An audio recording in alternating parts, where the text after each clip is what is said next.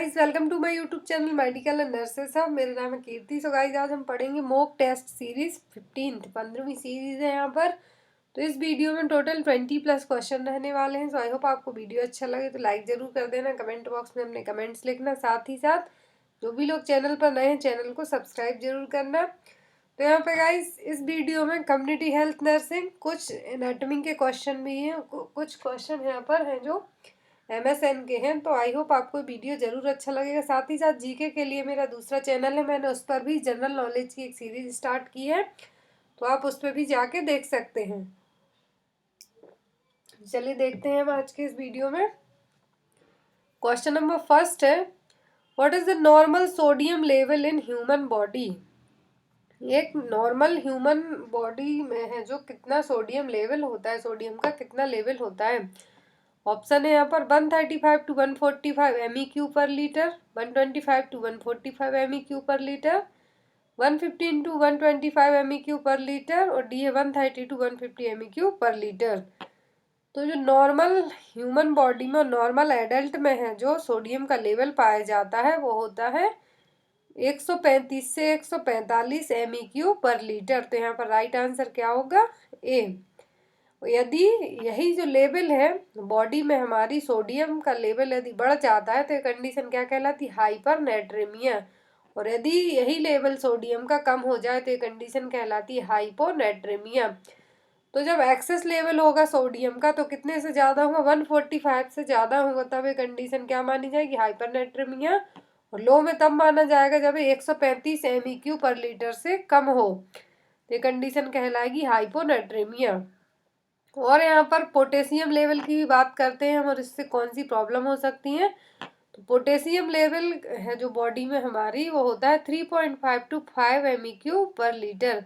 Normal level है कितना, 3.5 to 5 MEQ पर लीटर। यदि बॉडी में एक्सेस होता है पोटेशियम का लेवल तो ये कंडीशन कॉज करेगी हाइपर कैलेमिया, और यदि कम होगा तो ये कॉज करेगी हाइपोकैलेमिया। नेक्स्ट यहाँ पर एक पॉइंट और है, कैल्शियम लेवल। तो बॉडी में हमारी कैल्शियम का लेवल होता है 8.5 to 10.5 mg पर DL। आपको कंफ्यूज नहीं होना है, सोडियम और पोटेशियम लेवल की जो यूनिट है नापने की वो है MEQ पर लीटर, और कैल्शियम के लिए है mg पर DL। तो यदि कैल्शियम का लेवल बढ़ता है तो वो कंडीशन कहलाएगी हाइपर कैल्सेमिया, और कम होगा तो वो कहलाएगी हाइपोकैलेमिया।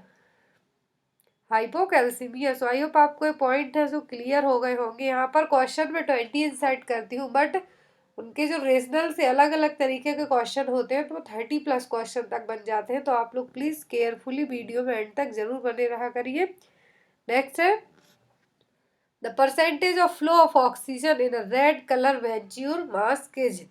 जो वेंच्यूरी मास्क होते हैं तो उसमें अलग अलग कलर्स के जो वेंच्यूर मास्क होते हैं, तो किस कलर के, रेड कलर के वेंचुरी मास्क से जो ऑक्सीजन का परसेंटेज है फ्लो का वो कितना होगा, परसेंटेज कितना होगा और ऑक्सीजन फ्लो कितना होगा।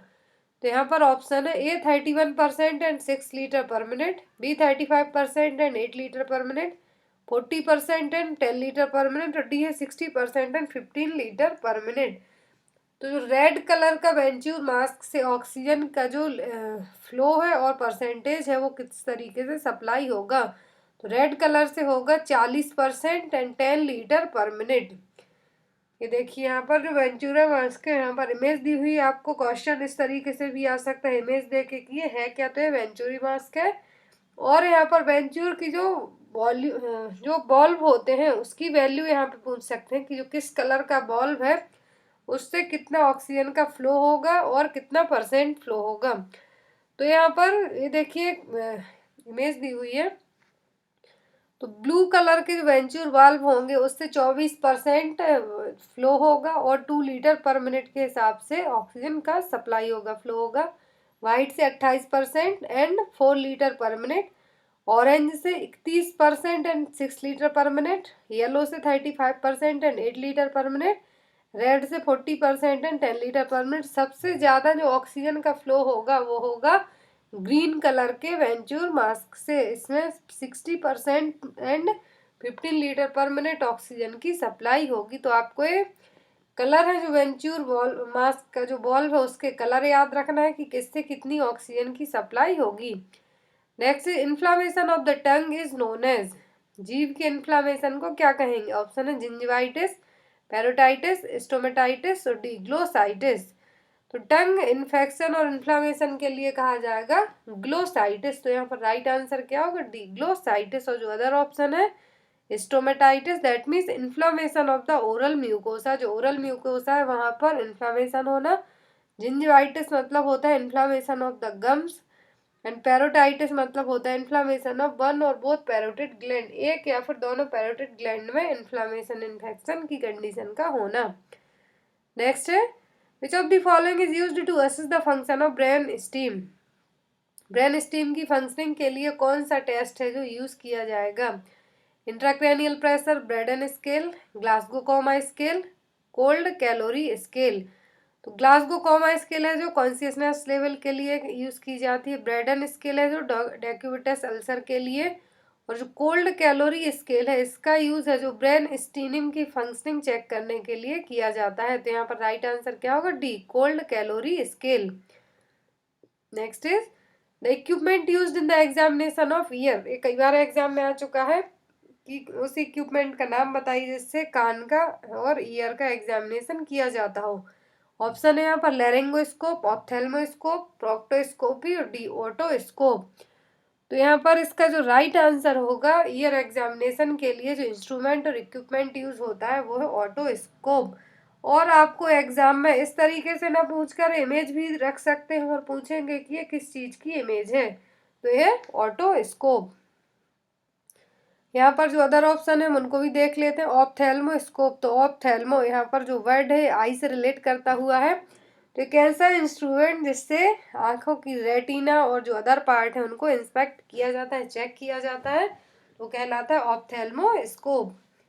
नेक्स्ट यहाँ पर प्रोक्टोस्कोपी, तो प्रोक्टोस्कोपी एक ऐसा इंस्ट्रूमेंट है इसमें कुछ प्रोक्टोस्कोप पार्ट रहते हैं जिनका यूज जो एनल कैविटी है, रेक्टम है, सिग्मोइड कोलन है उनको चेक करने के लिए किया जाता है। यहाँ पर ये देखिए एक इमेज दी हुई है, प्रोक्टोस्कोपी की इमेज है।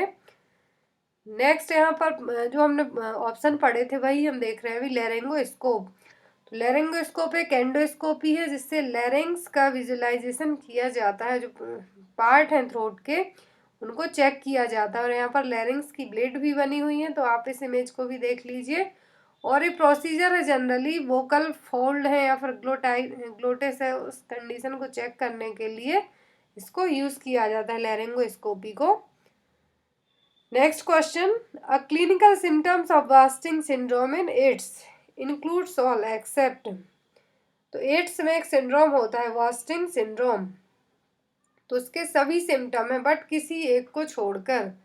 ऑप्शन है यहाँ पर involuntary weight loss, chronic diarrhoea, protein energy malnutrition, oesophageal candidiasis. तो यहाँ पर जो राइट आंसर आपको बताना है नीचे देखिए कैपिटल लेटर से मैंने ऑप्शन लिखे हुए हैं। ए बी सी मतलब कि involuntary weight loss, chronic diarrhoea, protein energy malnutrition. B मतलब कि क्रोनिक डायरिया, पीएम और ईसोफेगल कैंडिडियासिस। तो इस तरीके से ऑप्शन है, तो आपको राइट ऑप्शन है जो सिलेक्ट करना है, राइट आंसर सिलेक्ट करना है। तो वास्टिंग सिंड्रोम है जो एड्स में, इस कंडीशन में क्या होता है कि सडनली वेट लॉस होने लगता है, ज़रूरत से ज़्यादा वेट लॉस होने लगता है इस कंडीशन में।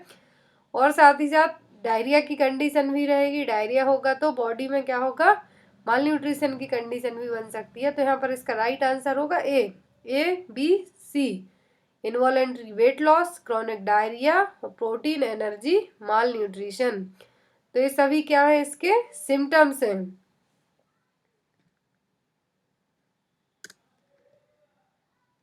तो यहाँ पर इसका राइट आंसर होगा ए। तो यहाँ पर वास्टिंग सिंड्रोम है क्या, हम इसको भी पढ़ लेते हैं। यहाँ पर क्वेश्चन थोड़ा सा रॉन्ग हो गया था इसलिए मैंने इसको सुधार दिया है। तो वास्टिंग सिंड्रोम क्या, unwanted weight loss of more than 10% of person body weight. Person का जो नॉर्मल बॉडी वेट है उससे सीधा 10% बॉडी वेट का लॉस होना। तो इस कंडीशन में क्या होगा, डायरिया होगा, वीकनेस होगी, फीवर भी रहेगा लास्ट 30 डेज से, 30 दिनों से। तो इसमें यदि किसी पर्सन का वेट 150 पाउंड है तो उसका वेट लॉस 15 पाउंड और उससे ज़्यादा भी लॉस हो सकता है, उससे उसकी फैट और मसल्स में भी लॉस देखने को मिलेगा। तो इस तरीके से जो वास्टिंग सिंड्रोम के सभी सिम्टम्स हैं, तो यहाँ पर राइट आंसर होगा A. Next is master gland of human body. तो हमारी ह्यूमन बॉडी की मास्टर ग्रंथि है जो किसको कहा जाता है, तो ये कहलाती है pituitary gland. Next is CSF is secreted by. तो सेरिब्रोस्पाइनल फ्लूइड का सीक्रेशन कहाँ से होता है, तो ये होता है कोरोइड प्लेक्सस से। आर्कनोइड प्लेक्सस में क्या होता है, एब्जॉर्प्शन होता है, but choroid plexus generally exam में आता है कि किसका सीक्रेशन करता है, तो ये करता है सेरिब्रोस्पाइनल फ्लूइड का। Next is abnormal dilatation of the wall of an artery is referred as. जो आर्टरी की वॉल है उनका एबनॉर्मल तरीके से डायलेट हो जाना, फैल जाना, तो वो कंडीशन क्या कहलाएगी। ऑप्शन है एन्यूरिज्म, हर्निया, फ्लेवाइटिस और D none of the above. Phlebitis का मतलब होता है कि वेन्स में किसी भी तरीके का इन्फेक्शन और इन्फ्लामेशन होना। हर्निया का मतलब होता है किसी बॉडी पार्ट का किसी दूसरे बॉडी पार्ट में जाके प्रोड्यूस होना। और एन्यूरिज्म का मतलब होता है कि कोई भी आर्टरी है जो उसकी वॉल्स का क्या होना, डायलेट होना, डायलिटेशन देखने को मिलना, तो वो कंडीशन क्या कहलाती है, aneurysm. So here is the right answer is a. ये देखिए इस तरीके से एक आर्टरी है, इसमें जो एन्यूरिज्म हो रहा है, डायलिटेशन हो रहा है इस आर्टरी का, तो वो कंडीशन क्या कहलाती है, aneurysm. Next is primary postpartum haemorrhage occurs within how many hour of delivery. तो पोस्टपार्टम हेमरेज कब कंसीडर किया जाता है कि जब वेजाइनल डिलीवरी हुई हो, नॉर्मल डिलीवरी हुई हो, उसके बाद 500 ml ब्लड का लॉस हुआ हो नॉर्मल डिलीवरी में, यदि सिजेरियन सेक्शन है तो 1000 ml। तो पोस्टपार्टम हेमरेज की कंडीशन को तब कंसीडर किया जाता है, प्राइमरी पोस्टपार्टम हेमरेज की कंडीशन को, जब जो ब्लड का लॉस है with in 24 our of delivery के ब्लड लॉस हुआ हो जितना, तो वो कहलाएगा प्राइमरी पोस्टपार्टम हेमरेज में।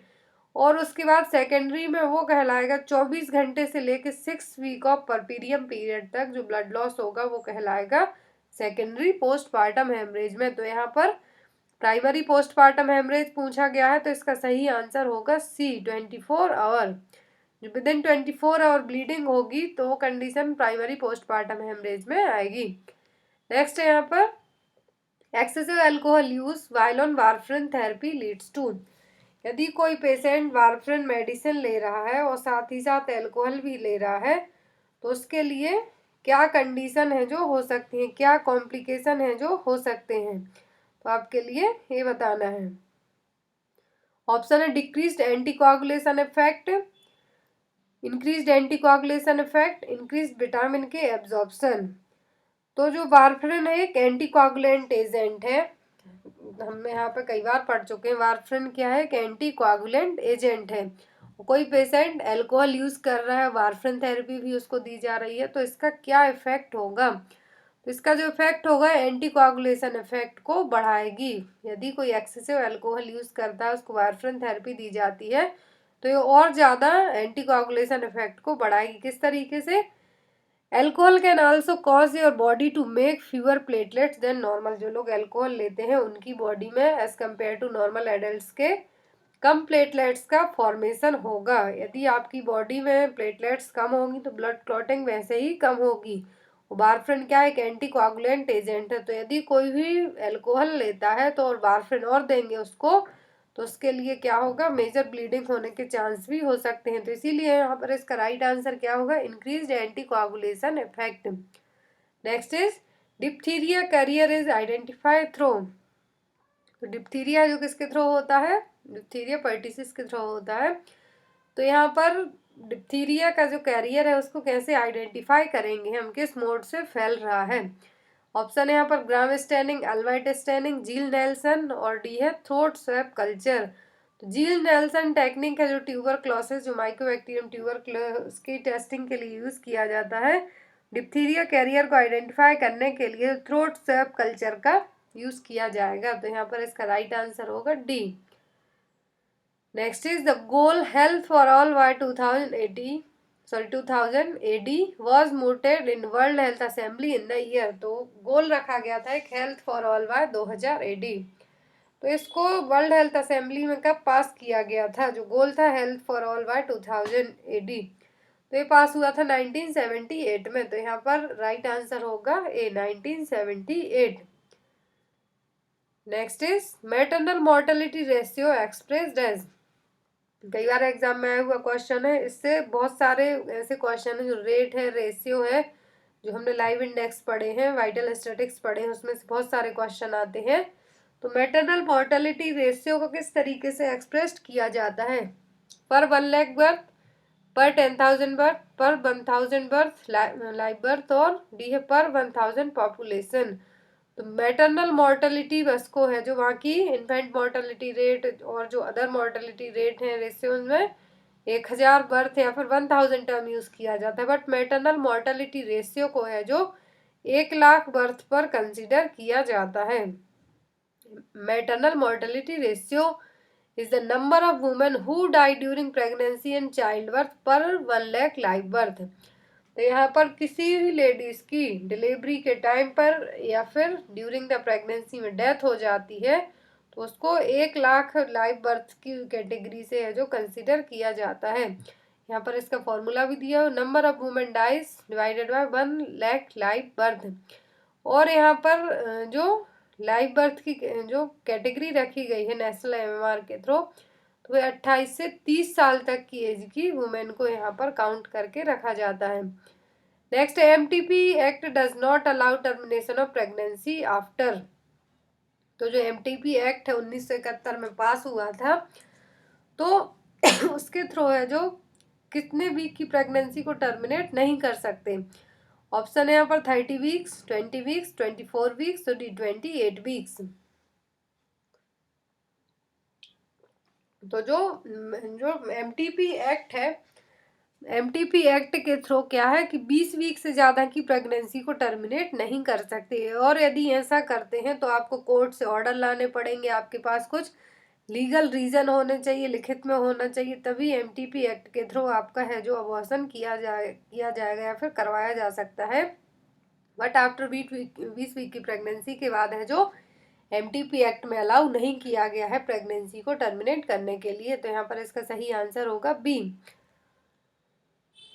और जो medical termination of pregnancy act है ये कब पास हुआ था, ये भी एग्जाम में आ सकता है। तो ये पास हुआ था 1971 में। Next is under MCH programme, maternal child health programme, iron folic acid tablets to be given daily to mothers. तो MCH maternal child health programme के तहत जो आयरन फॉलिक एसिड टैबलेट दी जाती हैं तो कितनी दी जाती हैं और उसका डोज है जो क्या होता है। ऑप्शन है 60 mg iron plus 500 mcg folic acid, 100 mg iron plus 500 mcg folic acid, 60 mg iron plus 100 mcg folic acid. तो इस तरीके से तो एमसीजी प्रोग्राम के तहत है जो आयरन फॉलिक एसिड का डिस्ट्रीब्यूशन करवाया जाता है, उसमें 100 mg आयरन होता है और 500 mcg फॉलिक एसिड दिया जाता है। तो यहाँ पर इसका सही आंसर होगा बी। और जो मैटरनल चाइल्ड हेल्थ प्रोग्राम है उसके कुछ कंपोनेंट्स भी रखे गए हैं, सब एरिया भी रखे गए हैं। Maternal health, family planning, child health, school health, handicapped children, care of children in the special setting जैसे कि डे केयर में की जाती है, maternal and child health services. तो इम्पॉर्टेंट पार्ट है सभी एमसीएच केयर के, आपको ये भी पता होना चाहिए। नेक्स्ट आता है spermicide used in contraceptive today is. तो टुडे नाम की एक जो कॉन्ट्रासेप्टिव है इसमें कौन सा स्पर्मिसाइड यूज किया जाता है। प्रोस्टाग्लैंडिन F2, MPA 9, नैनोस्नॉल और D none of the above. तो जनरली जो टुडे नाम की कॉन्ट्रासेप्टिव है इसमें क्या केमिकल और क्या स्पर्मिसाइड यूज होता है। तो इसमें यूज होता है 9 नैनोसेनॉल। तो यहाँ पर राइट आंसर होगा सी। जो एक वेजाइनल कॉन्ट्रासेप्टिव स्पंज है, तो एक जो सॉफ्ट स्पंज है तो इसके लिए क्या किया जाता है, पॉलीयूरेथीन का बना हुआ रहता है और इसके अंदर जो केमिकल एजेंट होते हैं वो होते हैं nonoxynol 9। Next as independent anthropometric measure of malnutrition, या फिर आपको यहाँ पर तो दिया है कि as a independent anthropometric measurement of malnutrition, but exam में इस तरीके से भी आ सकता है कि एंथ्रोपोमेट्रिक मेजरमेंट किसके लिए यूज किया जाता है। ऑप्शन है यहाँ पर chest circumference, mid upper arm circumference, head circumference और डिबेट फॉर एज। तो एंथ्रोपोमेट्रिक मेजरमेंट का जो यूज किया जाता है मिड अपर आर्म सर्कमफेरेंस को चेक करने के लिए। तो यहाँ पर इसका सही आंसर होगा B. Next is orthotolidine test is used to detect. तो ऑर्थोट्यूलिडीन टेस्ट का यूज क्यों किया जाता है, तो बाउंड क्लोरीन और फ्री रेसिडुअल क्लोरीन का पता लगाने के लिए। तो यहाँ पर इसका सही आंसर होगा सी, फ्री एंड कंबाइंड क्लोरीन को पता करने के लिए, डिटेक्ट करने के लिए है जो ऑर्थोट्यूलिडीन टेस्ट है, परफॉर्म किया जाता है। नेक्स्ट है यहाँ पर coliform test is used for, coliform test का यूज क्यों किया जाता है? वाटर कंटामिनेशन के लिए, एयर पोल्यूशन के लिए, साउंड पोल्यूशन या फिर ईयर साउंड के लिए। तो कोलीफॉर्म टेस्ट का यूज है जो वाटर कंटामिनेशन के लिए किया जाता है। जो टोटल कोलीफॉर्म बैक्टीरिया टेस्ट है, इसका प्राइमरी इंडिकेटर क्या होता है कि पोर्टेबिलिटी और सटेबिलिटी कितनी है उस पानी को कंज्यूम करने की, पीने के लिए। तो उसको चेक करने के लिए जो टेस्ट परफॉर्म किया जाता है वो है कोलीफॉर्म बैक्टीरिया टेस्ट। इसमें किसी भी तरीके के बैक्टीरिया तो नहीं है जो डिसीज को कॉज कर सकते हैं। Next question, snow storm appearance in X-ray of an adult male suggest. तो आपने स्नो स्टॉर्म अपीयरेंस गायनेकोलॉजी में भी पढ़ा है, जो देखने को मिलता है जनरली हाइडेटिफॉर्म मोल की कंडीशन में। बट यहाँ पर एडल्ट मेल के लिए पूछा है कि यदि एक्सरे करवाया जाता है किसी एडल्ट मेल का और उसमें स्नो स्टॉर्म अपीयरेंस देखने को मिलेंगे तो किस कारण देखने को मिलेंगे? ऑप्शन है यहाँ पर एंथ्राकोनोसिस, सिलिकोसिस, सिड्रोसिस और D all of the above. तो जो स्नो स्टॉर्म अपीयरेंस है एक्सरे में उन एडल्ट मेल में देखने को मिलेंगे जिनको सिलिकोसिस की कंडीशन है।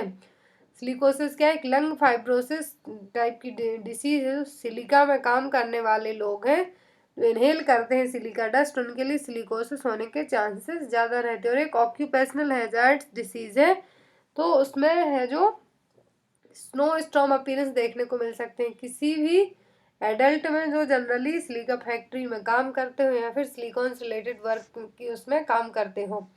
गाइस ये थे यहाँ पर 21 क्वेश्चन। आई होप आपको वीडियो अच्छा लगा। Thank you for watching us, bye bye.